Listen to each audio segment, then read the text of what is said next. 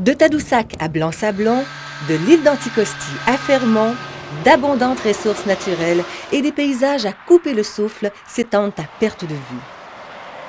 Les distances et le relief sont d'ailleurs des éléments avec lesquels les Nord-Côtiers ont appris à composer au jour le jour. Il n'y a pas à dire, sur la route, sur la mer et dans les airs, les transports sont vraiment au cœur du développement de la Côte-Nord. La Côte-Nord, c'est un territoire de près de 330 000 km². Sa population s'élève à 100 000 habitants. Mis à part les villes minières du Nord, elle est installée sur le littoral, dans un chapelet de villes et de villages côtiers. Baie-Comeau et Sept-Îles, les deux principales agglomérations du territoire, comptent à elles seules près de 60% de la population régionale. L'économie de la Côte-Nord repose en bonne partie sur l'exploitation des ressources naturelles. L'hydroélectricité, la forêt, les mines et la pêche constituent en effet le cœur de l'activité économique régionale. Le tourisme, en expansion depuis quelques années, est particulièrement intensif en Haute-Côte-Nord. Le barrage de Manic 5 et le parc national de l'archipel des îles Mingan attirent aussi leur part de touristes. La présence du fleuve et le relief accidenté posent des défis considérables en matière de système de transport. Bien que la plupart des biens manufacturés sur la Côte-Nord soient exportés via la route, le bois en longueur, le minerai et l'aluminium utilisent plutôt le fleuve.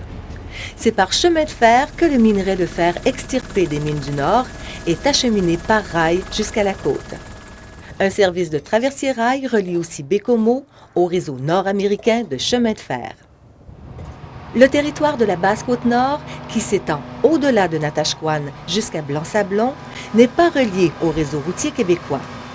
L'hiver, le ministère y entretient la Route Blanche, un sentier de motoneige de 450 km.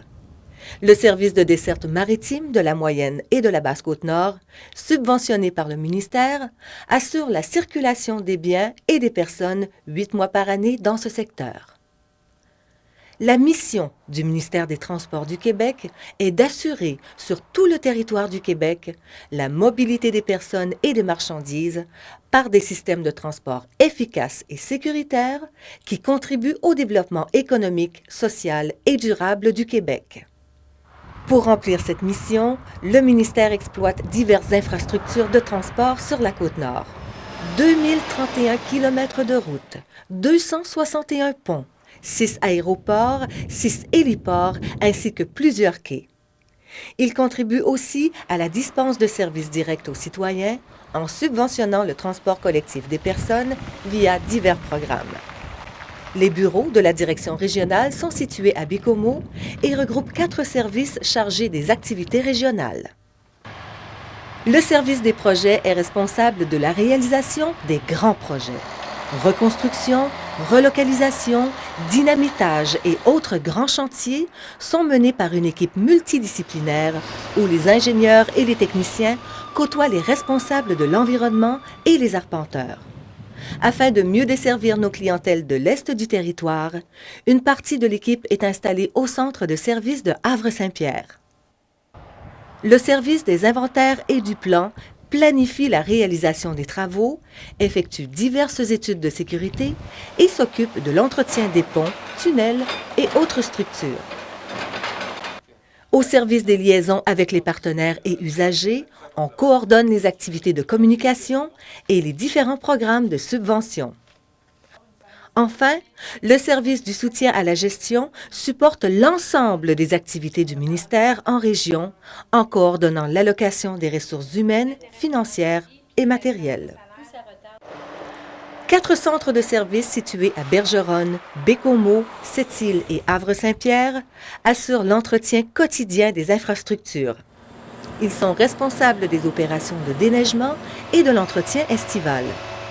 Ils assurent aussi une gestion efficace des corridors routiers en émettant les permis d'accès et d'affichage aux abords des routes.